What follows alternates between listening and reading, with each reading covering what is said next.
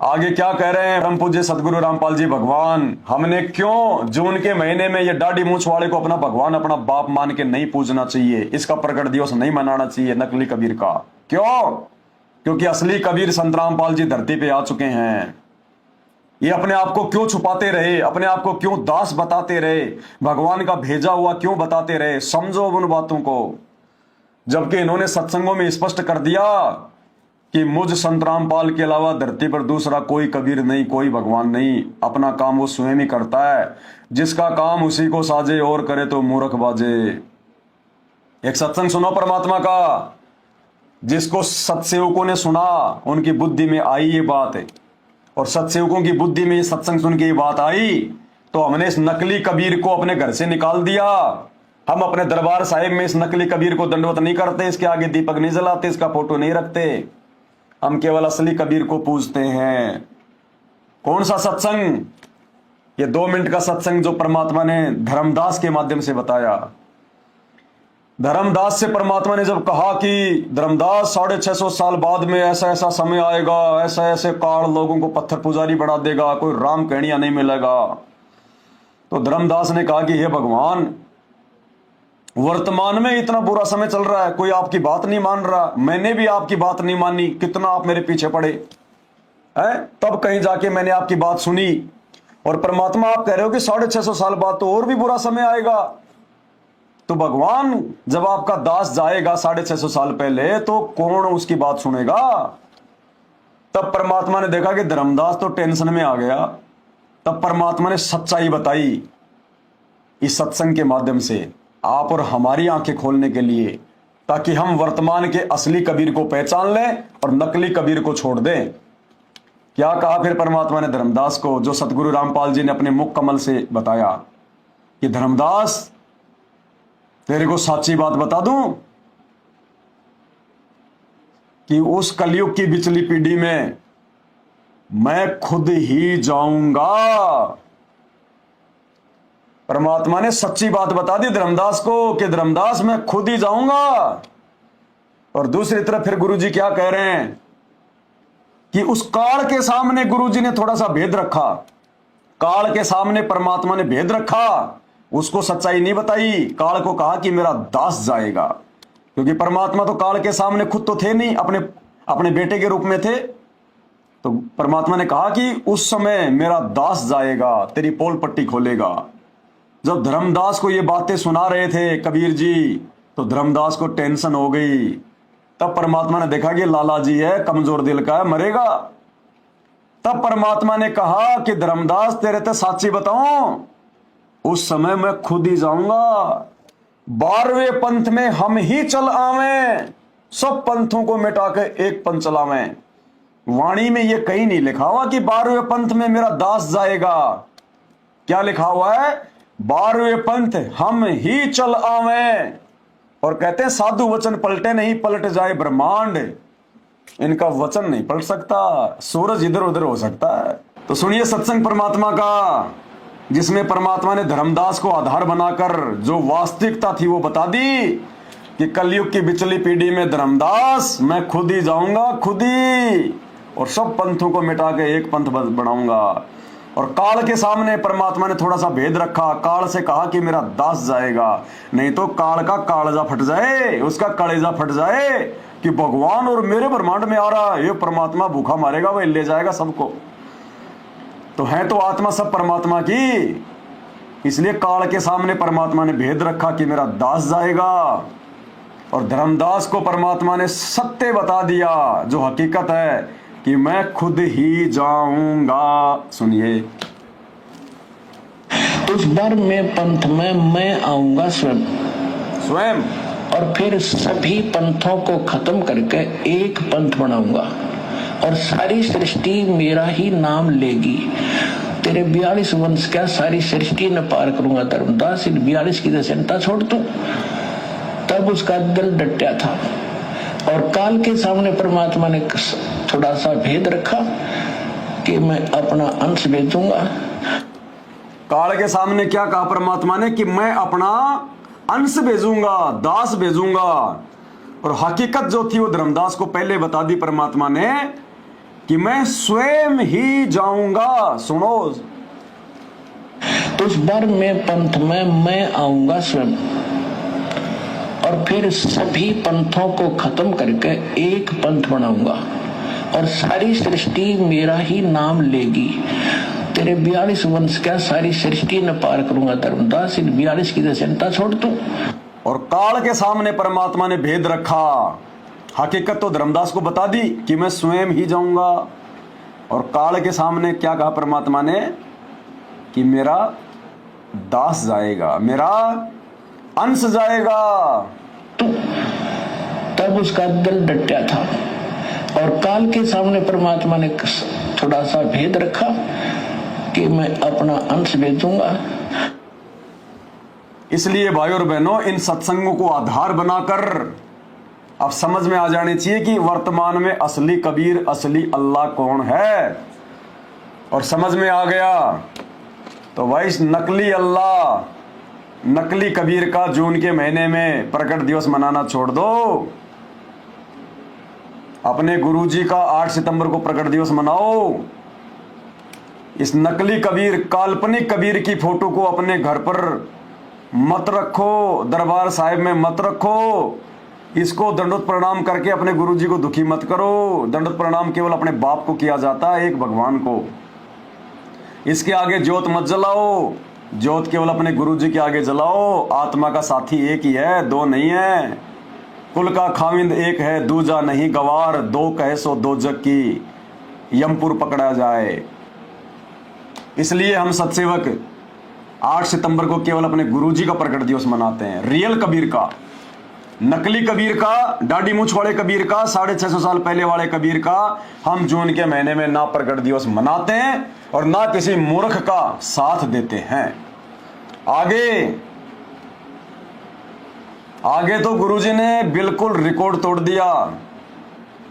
गुरु और गोविंद के बीच का पूरा भेद ही समाप्त कर दिया।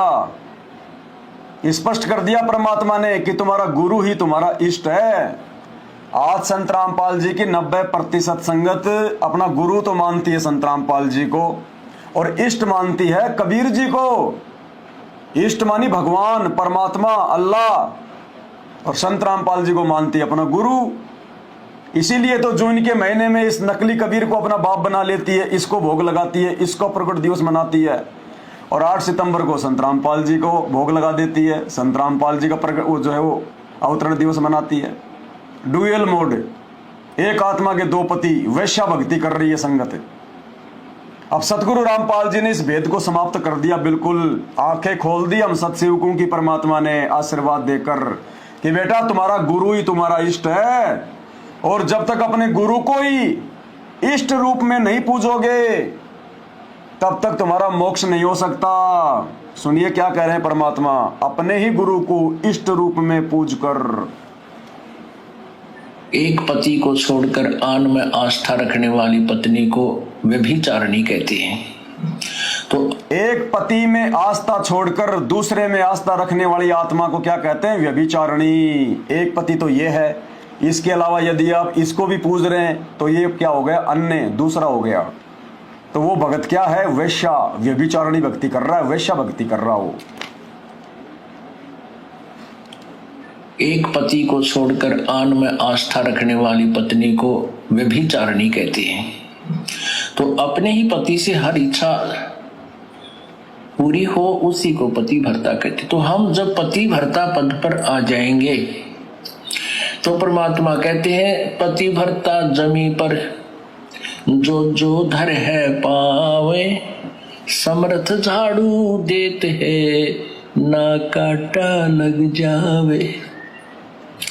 ऐसा भक्त जब अपने एक इष्ट पूर्ण परमात्मा पर अपने ही गुरु को इष्ट रूप में मानकर, जब अपने ही गुरु को इष्ट रूप में मानकर, अपने ही गुरु को इष्ट रूप में मानकर जब गुरु को ही इष्ट मान लिया, फिर इसकी आवश्यकता क्या पड़ गई? इसकी आवश्यकता क्या पड़ गई फिर? गुरुदेव कह रहे हैं कि ऐसी पतिव्रता आत्मा, ऐसा भगत अपने ही गुरु को इष्ट रूप में मानकर कि मेरा गुरु ही कबीर है, मेरा गुरु ही कबीर है, ये मानकर जो भक्ति करेगा उसका मोक्ष होगा। अभी तो हम इन दोनों को मान रहे हैं। अगर दोनों को एक ही मान लेते तो या तो भाई जून के महीने में हम इसका प्रकट दिवस मनाते या फिर 8 सितंबर को इनका मनाते, लेकिन आप तो दोनों का मना रहे हैं। आप संगत वाले जून के महीने में तो इस नकली कबीर को अपना बाप बना लेते हो, 8 सितंबर को संत रामपाल जी को अपना बाप बना लेते हो। तो आपने गुरु को इष्ट कहां माना? आप तो गुरु अलग मान रहे हैं और इष्ट अलग मान रहे हैं। अगर गुरु को ही इष्ट मान लेते तो केवल अपने गुरु का ही प्रकट दिवस मनाते, 8 जून के महीने में इसका नहीं मनाते। क्या कह रहे हैं परमात्मा? ये अनमोल सत्संग है, ये जान है परमात्मा की। और ऐसे ऐसे 1000 सत्संग दास के पास में है। मालिक की दया से परमात्मा सद्बुद्धि देता गया, दास सुन सुन के उनकी कटिंग करता गया और आज काम आ रहे हमारे ये सत्संग। आज क्या कह रहे हैं गुरु जी? अपने ही गुरु को इष्ट रूप में मानकर, तो भाई इष्ट की आवश्यकता नहीं है, इन नकली फोटो के घर में आवश्यकता नहीं है, दरबार में आवश्यकता नहीं है, इसके आगे दीपक जलाने की आवश्यकता नहीं है, इसको दंडोत करने की आवश्यकता नहीं है, फाड़ के फेंक दो।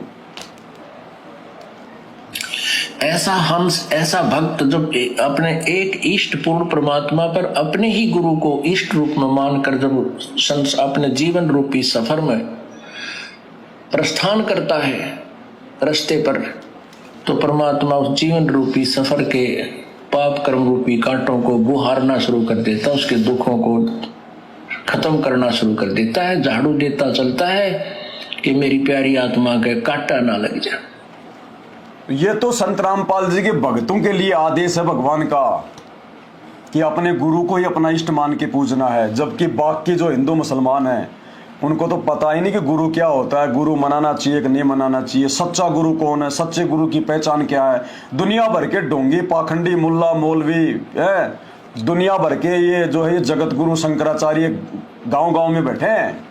कैसे पहचान करोगे? पहचान होगी शास्त्रों से। पहचान शास्त्रों की कौन करवाएगा? तत्वदर्शी संत करवाएगा।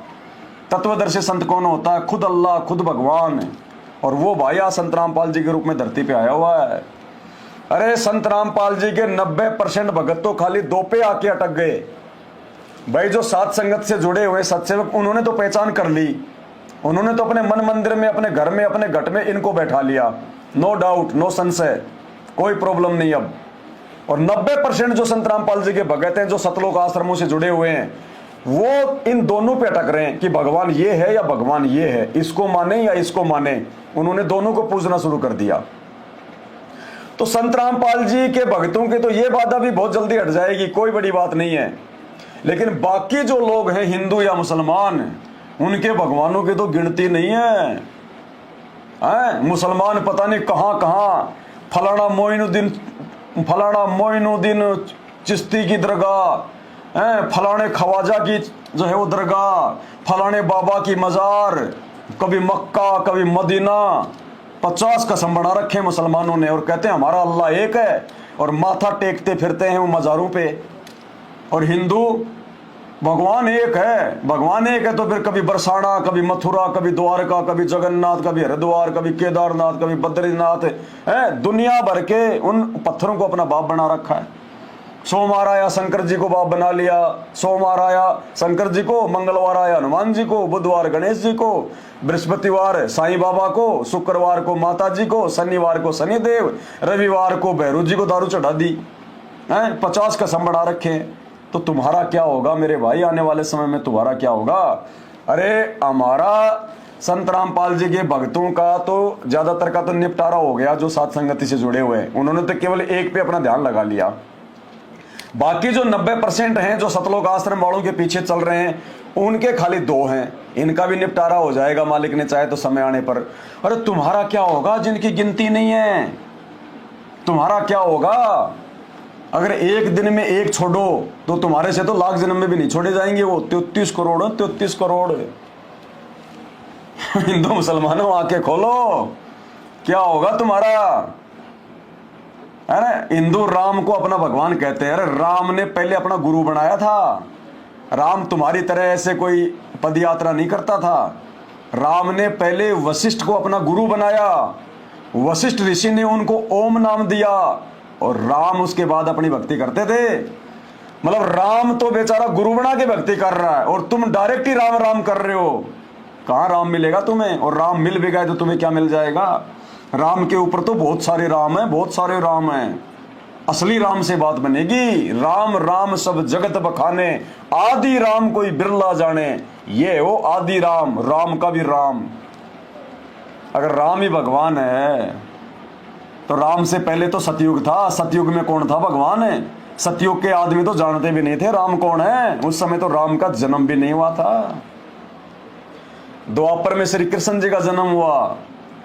त्रेता युग में तो कोई जानता भी नहीं था श्री कृष्ण कौन है। आंख खोलो, परमात्मा धरती पे आया हुआ है। बाद में रोओगे, पछताओगे, कुछ नहीं मिलेगा। अब देखो आगे सतगुरु रामपाल जी भगवान हमें कैसे समझा रहे हैं, कितना प्यार से समझा रहे हैं, एक एक बात को खोल के समझा रहे हैं। क्या कह रहे हैं गुरुदेव भगवान कि जब वो परमात्मा इस धरती पर आता है तो अपने से दूसरे को भगवान बताकर ही ज्ञान प्रचार करता है। यानी जब सन 1994 में सतगुरु रामपाल जी भगवान ने अपना ज्ञान प्रचार शुरू किया तो उनको हमारी मेंटल स्थिति का पता था कि ये नालायक, इन्होंने कभी भगवान देखा नहीं, इनको किसी ने बताया नहीं, देव देवताओं को पूज रहे हैं, माता मसाणियों को पूज रहे हैं। अगर उस समय संत रामपाल जी कह दे कि मैं कबीर हूं तो कोई नहीं मानता। संत रामपाल जी कह दे मैं खुद ही भगवान हूं, खुद ही अल्लाह हूं, कोई नहीं माने उनको कि काहे का भगवान हमारे जैसा इंसान है। जबकि आंख फूटी पड़ी है उनको। राम आया तो राम भी तो एक इंसानी बन के आया था, कोई सींग लगा के आया था क्या? उसको भी आपने भगवान मान लिया आज। श्री कृष्ण आया तो कोई सींग लगा के आया, पूंछ लगा के आया था क्या? उसको भी तो आपने भगवान मान लिया।